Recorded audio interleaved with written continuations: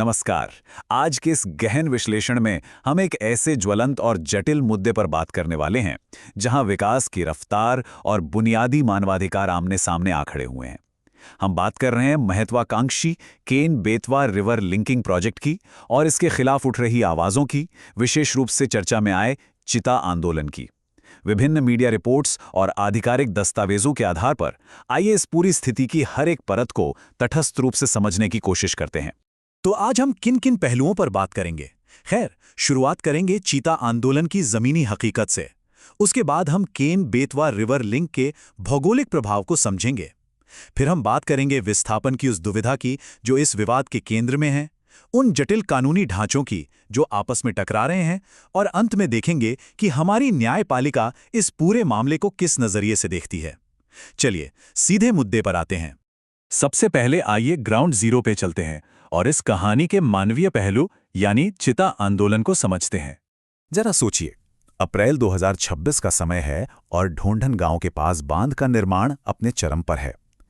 महीनों से अपनी मांगों को लेकर स्थानीय लोग प्रदर्शन कर रहे थे, जिनका नेतृत्व सामाजिक कार्यकर्ता अमित भटनागर कर रहे थे।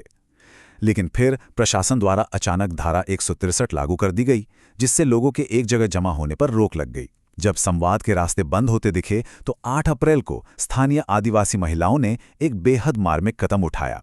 उन्होंने एक प्रतीकात्मक चिता आंदोलन शुरू किया। ये सिर्फ एक विरोध नहीं था, बल्कि एक गहरी हताशा की अभिव्यक्ति थी। इन महिलाओं का स्पष्ट रूप से कहना था कि उन पर जो परिस्थितियां थोपी जा रही हैं, वे किसी अंतिम संस्कार की अर्थी और चिता के ही समान हैं।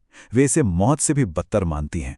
ये बयान हमें बताता है कि अपने पुश्तैनी घरों और जमीन से उजड़ने का डर एक समुदाय के लिए कितना गहरा और भावनात्मक होता है।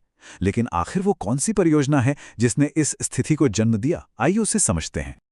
अब हम थोड़ा पीछे हटकर इस पूरी महत्वाकांक्षी परियोजना केन बेतवा रिवर लिंक के विशाल पैमाने पर नजर डालते हैं। इस पूरी कहानी के केंद्र में एक बहुत ही महत्वपूर्ण संख्या है और वो है 24। हम यहाँ 24 ऐसे गांवों की बात कर रहे हैं जो सदियों से इस इलाके में बसे हुए हैं और अब पूर्ण रूप से विस्थापन की कगार पर खड़े हैं। ये सिर्फ 24 गांव नहीं है, ये पीढ़ियों का इतिहास है। अब दिलचस्प बात यह है कि इन 24 गांवों का भविष्य एक जैसा नहीं है। इनका विस्थापन 2 अलग-अलग भौगोलिक नियतियों में बटा हुआ है। इनमें से 8 गांव ऐसे हैं जो सीधे तौर पर बांध के पानी में पूरी तरह डूब जाएंगे और बाकी बचे 16 गांवों को पन्ना टाइगर रिजर्व का हिस्सा बनाया जा रहा है। मतलब परियोजना एक ही है, लेकिन विस्थापन के तरीके 2 हैं। और प्रभाव सिर्फ इंसानों तक सीमित नहीं है। आंकड़ों के अनुसार पन्ना टाइगर रिजर्व के कोर जोन का लगभग 30% हिस्सा इस परियोजना से सीधे तौर पर प्रभावित हो रहा है। यह इतना गंभीर मामला है कि खुद सर्वोच्च न्यायालय की सेंट्रल एम्पावर्ड कमेटी ने परियोजना के डिजाइन पर कड़ी आपत्तियां दर्ज की थी, क्योंकि यह बाघों के मुख्य आवास में एक बहुत बड़ा अतिक्रमण है। तो यहां केवल इंसानी नहीं, बल्कि वन्य जीवों का घर भी दांव पर है। इसी बिंदु से शुरू होती है विस्थापन की सबसे बड़ी दुविधा, जहां राज्य के विकास लक्ष्य और स्थानीय समुदायों के अधिकार आपस में टकराते हैं। रिपोर्टों से पता चलता है कि स्थानीय समुदायों की कुछ बेहद स्पष्ट मांगे हैं। वो केवल पैसा नहीं मांग रहे हैं। उनका आरोप है कि पिछली ग्राम सभा की सहमति पारदर्शी तरीके से नहीं ली गई थी। वे चाहते हैं कि उनके सदियों पुराने सांस्कृतिक जीवन को बचाया जाए, और अगर विस्थापन टल नहीं सकता तो 2013 के भूमि अधिग्रहण अधिनियम का अक्षरशः पालन हो। उनकी मुख्य मांग है जमीन के बदले जमीन या गांव के बदले गांव, ताकि उनका पूरा समुदाय एक साथ रह सके और बिखरने से बच जाए। यहीं पर प्रशासन और समुदाय के बीच का भारी अंतर सामने आता है। प्रशासन ने क्या पेशकश की है? 12.5 लाख रुपए का नकद पैकेज।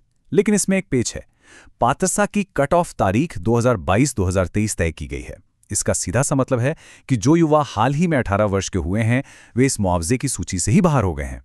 समुदाय का तर्क है कि ये नकद पैसा कुछ ही समय में खत्म हो जाएगा, जिससे वे बेघर हो जाएंगे। इसीलिए वे गरिमापूर्ण आजीविका के लिए गांव के बदले गांव पर अड़े हैं। ये तो हुई ग्राउंड की बात, लेकिन अगर हम इसके कानूनी पहलू को देखें तो ये स्थिति और भी ज्यादा उलझी हुई नजर आती है। चलिए देखते हैं कैसे। इस टाइमलाइन पर जरा गौर कीजिए। एक और प्रशासन कहता है कि सारी कानूनी प्रक्रियाएं पूरी कर ली गई हैं, लेकिन ग्रामीणों का दावा है कि ग्राम सभा की सहमति बांध को आधिकारिक मंजूरी मिलने से पूरे 8 साल पहले ही दर्ज कर ली गई थी। उनका कहना है कि उस वक्त उन्हें इस आने वाली विशाल परियोजना और उनके जीवन पर पड़ने वाले इसके असर के बारे में कोई ठोस जानकारी ही नहीं थी। और कानूनी पेंच यहीं खत्म नहीं होते। याद है, हमने 16 और 8 गांवों के बंटवारे की बात की थी। जो 16 गांव टाइगर रिजर्व में जा रहे हैं, उन पर वन्यजीव संरक्षण अधिनियम लागू होता है, जिसके तहत स्वैच्छिक पुनर्वास की बात होती है।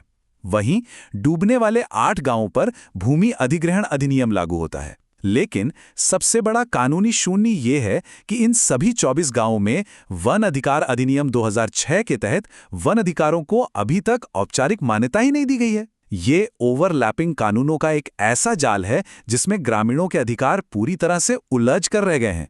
इन सब के बीच स्रोतों ने एक बहुत ही तार्किक और बड़ा सवाल उठाया है। जो 16 गांव दशकों से पन्ना टाइगर रिजर्व के आसपास बिना किसी खतरे के बाघों के साथ शांति से रह रहे थे, वे अचानक से खतरा कैसे बन गए? दरअसल नए बांध के कारण संरक्षित वन क्षेत्र का जो हिस्सा डूब रहा है, उसकी भरपाई के लिए इन 16 गांवों की जमीन को क्षतिपूर्ति क्षेत्र के रूप में लिया जा रहा है। तो सवाल ये है कि क्या ये वास्तव में संरक्षण है या सिर्फ कागजों पर क्षेत्र की भरपाई? तो जब इतने सारे मानवाधिकार, पर्यावरण और विकास के मुद्दे आपस में टकरा रहे हैं, तो देश की अदालतें इस पर क्या कहती हैं? आइए न्यायिक दृष्टिकोण को समझते हैं। हाल ही में जनवरी 2024 में ओरछा वन्यजीव अभयारण्य से जुड़े कमलेश प्रजापति बनाम मध्य प्रदेश राज्य मामले में मध्य प्रदेश हाईकोर्ट ने एक बहुत ही स्पष्ट मिसाल कायम की है। अदालत ने साफ कहा कि किसी भी प्रकार का स्वैच्छिक पुनर्वास तभी मान्य है जब दोनों पक्षों में समानता हो। इसे दबाव में हासिल नहीं किया जा सकता। न्यायालय ने यह भी अनिवार्य किया कि वन अधिकार अधिनियम का पूरी तरह से पालन होना चाहिए और भूमि अधिग्रहण की प्रक्रिया पूरी तरह पारदर्शी होनी चाहिए। यह फैसला इस वर्तमान मामले के लिए भी एक बहुत बड़ा आधार बनता है। और बात सिर्फ हाईकोर्ट तक सीमित नहीं है।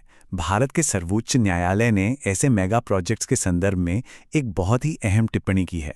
उन्होंने कहा है कि हमारा नजरिया सिर्फ मानव केंद्रित नहीं हो सकता, हमें पारिस्थितिकी केंद्रित होना पड़ेगा। ये एक सख्त याद दिलाता है कि इस धरती पर विकास के नाम पर प्रकृति और अन्य प्रजातियों के अस्तित्व के अधिकार को यूं ही किनारे नहीं किया जा सकता।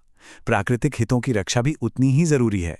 तो अंत में इस पूरे विश्लेषण के बाद ये मुद्दा हमें एक बहुत ही जटिल सवाल के साथ छोड़ जाता है।